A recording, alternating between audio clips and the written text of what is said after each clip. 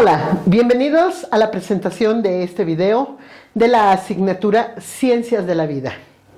Mi nombre es Gabriela Flores Rodríguez, soy bióloga y quiero compartir con ustedes lo que es la célula, sus componentes y su funcionalidad del bloque 2 de esta asignatura.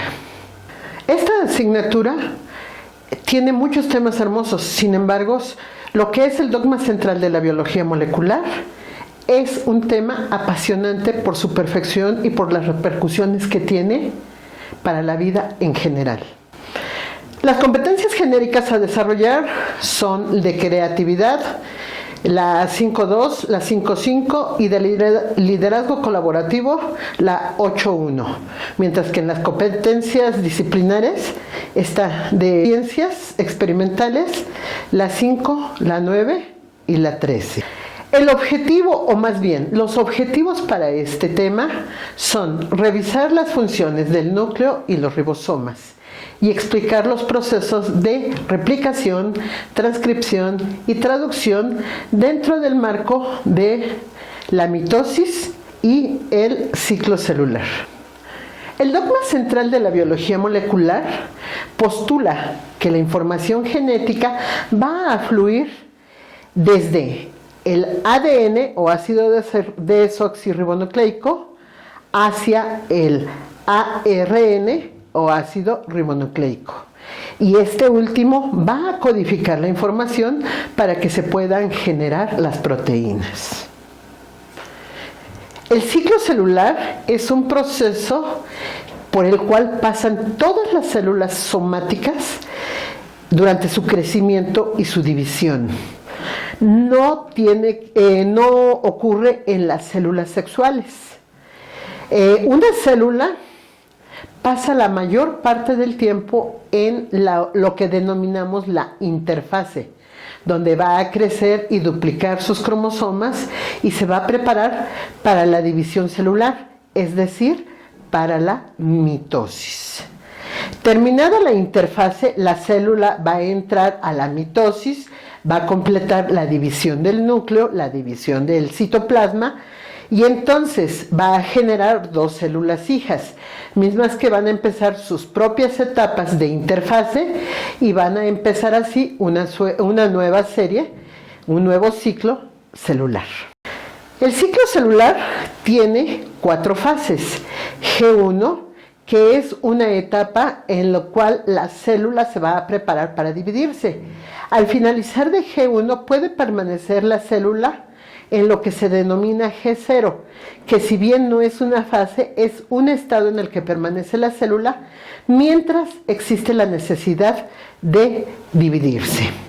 Cuando se genera, porque haya que regenerar un tejido o simplemente porque se acerca el tiempo de necesitar renovar la célula, se desliga de esa fase G0 y pasa a la fase S, que es cuando la célula sintetiza una copia de todo el ADN. Teniendo entonces el doble de material genético, pasa a la fase G2, cuando condensa y organiza el material genético y se prepara entonces para lo que es propiamente la división celular. En esta fase G2 la célula aumenta de tamaño para poder alcanzar lo que es la fase M o de mitosis, que es donde la célula se dividirá. En la mitosis, la célula reparte las 2 copias de su material genético entre sus 2 células hijas y lo hace de una manera totalmente equitativa, igual. Al completarse la fase M o de mitosis, se obtienen 2 células y el ciclo celular empieza de nuevo para cada una de ellas, siempre y cuando se requiera que siga la división celular. De lo contrario, se quedan en el denominado estado G0 en espera de que se vuelva a requerir su división. ¿Cómo ocurre esto o qué organelos son los que se ven involucrados? El núcleo es un organelo membranoso celular interno y contiene todos los cromosomas de una célula.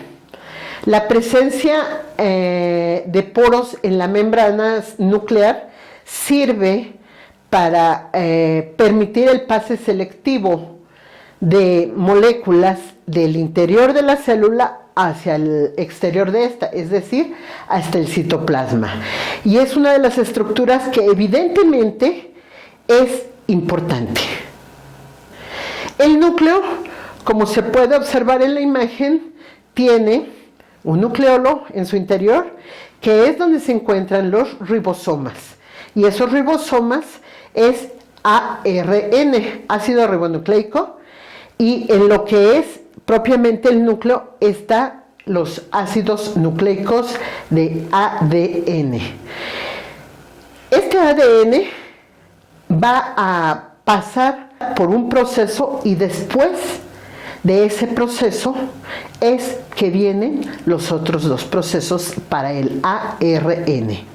Entonces, los ribosomas que se forman de ARN y su función es generar proteínas para la célula, existen en el núcleo, como ya dije, en el interior de en el nucleolo, y en el citoplasma, donde se adhieren también al retículo endoplásmico rugoso.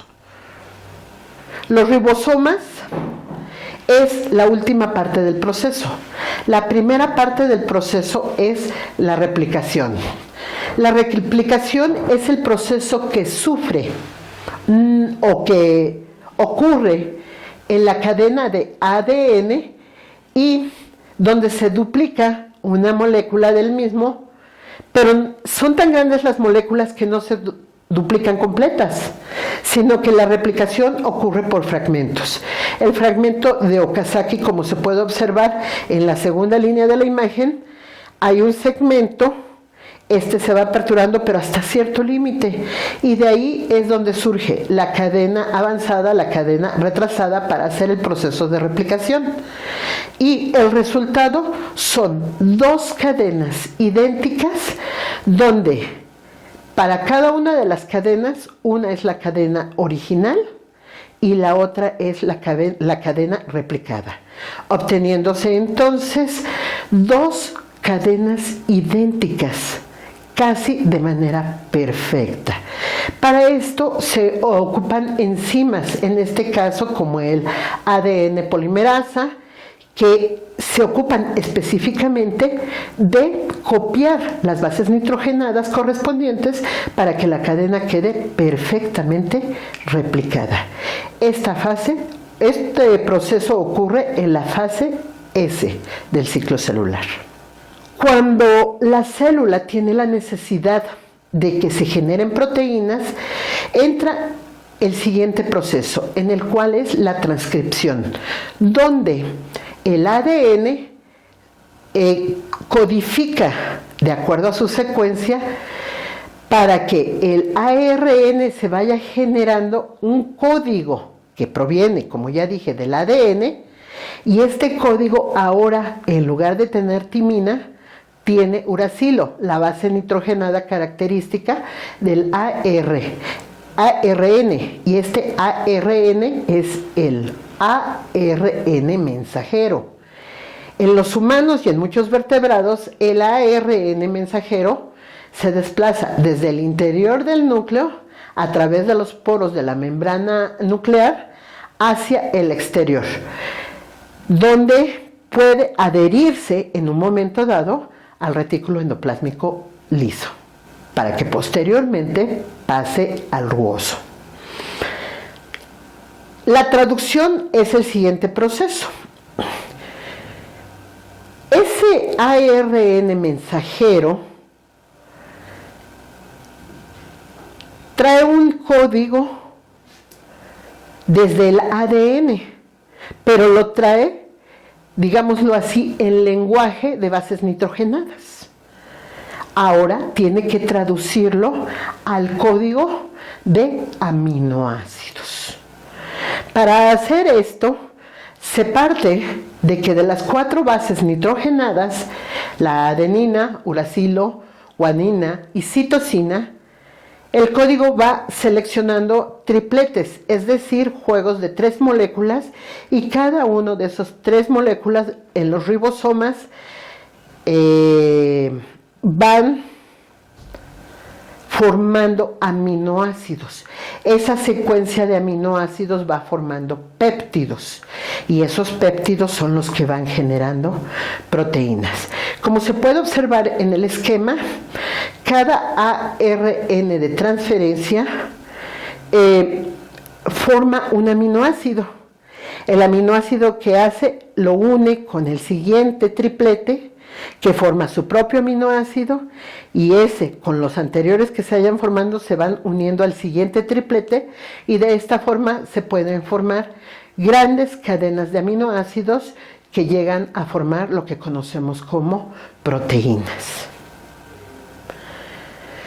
En este proceso de transferir la información de ADN a ARN y de ARN a aminoácidos para formar proteínas en el retículo endoplásmico rugoso, hay 3 tipos de ARN. El ARN mensajero, que es el que capta la información directamente del ADN.